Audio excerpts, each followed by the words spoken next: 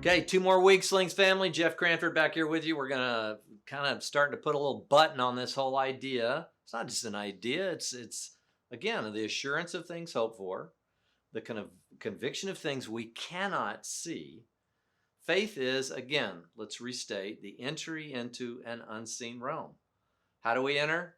Well, Abel showed us blood sacrifice. How do we enter? Once we get there, and what do we do? Well, it's impossible to please God, because we have to believe that he's on the other side of this curtain, if you will, that we unzip through the blood. And then what? And, well, we must believe that he is, and that he is a rewarder of those who diligently seek him. We have to believe that God is a rewarder. He puts something out there in the future. He gives us a vision. Through that, we use our imaging process, our imagination, and we move toward that. And we walk a life that doesn't make sense to people in the seen realm.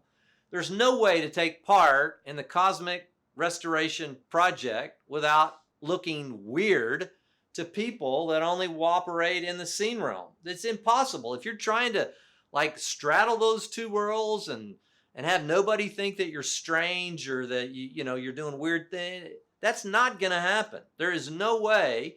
Because, well, it's an exiting. We're exiting that other world, and obviously that sometimes we get ridiculed. Well, that's exactly what happened with Moses. I want to take you down here to Moses. By faith, verse 23 of Hebrews 11.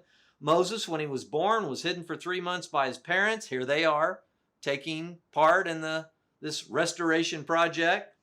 They saw he was beautiful, and they were not afraid. So it takes courage. These are things that we're learning, how to operate in this. This is not just about salvation.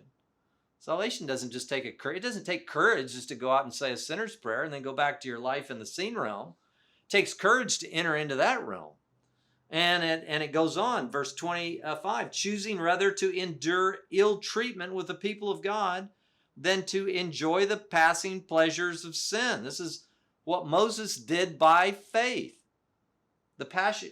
These are passing. This is temporal. It's transient. We just want to enjoy this over here. We're never going to enter that world. You can't. You just never will. You'll be trying to build your house here, but this house doesn't endure. It has no foundations. That's what it says. And it goes on in verse 26. Do you think people are going to mock you for this kind of a life?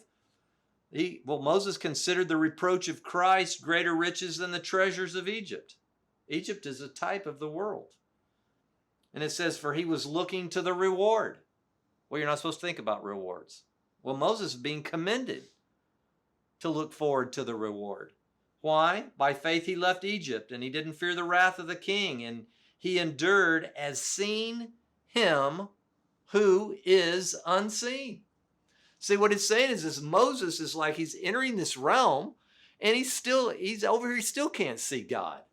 He's not visible to the human eye. And yet his interactions with him become more real than interactions over here. Things function well in this world. They don't function well in this. You wonder, why is there evil in a good God? Because God's operating in this unseen realm. Everything works according to his plans in the seen realm. But remember, that doesn't mean we're not going to have persecution and strife and tribulation. Why? Because we're still in this. We're in it, in the seen realm, but we're not of it. We're not of it. Again, you get some strange pictures here, folks, with think about Isaac. All it says about Isaac is that he blessed his kids. By faith, he blessed his kids. That's so strange. Why is that? That didn't seem like some big, huge thing that he did. Why? That's his contribution into among many things, his contribution into the cosmic restoration process. That was an act of faith because he was looking to the future. You don't bless your kids and think about, what Abraham, your father, is talking about, this promise. He's blessing him because he's believing into the promise that his father had been given. Joseph blessed. It says, by faith he blessed his kids. He leaned on his staff, and then he said, make sure and take my bones and don't leave them here in Egypt.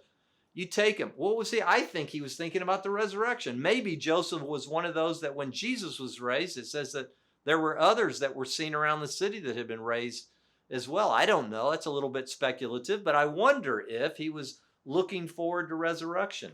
And we get more. What happened? The Israelites and Moses' parents and the courage that they had. And well, the Israelites obeyed. How? Verse 29, by faith they passed through the Red Sea as though they were passing through dry land. And the Egyptians, when they attempted it, were drowned. That's a picture of baptism, Paul says in 1 Corinthians 10. So they were going to leave Egypt. They were going to go through their baptism, and they went out, what? And then into the wilderness. By faith, the walls of Jericho fell down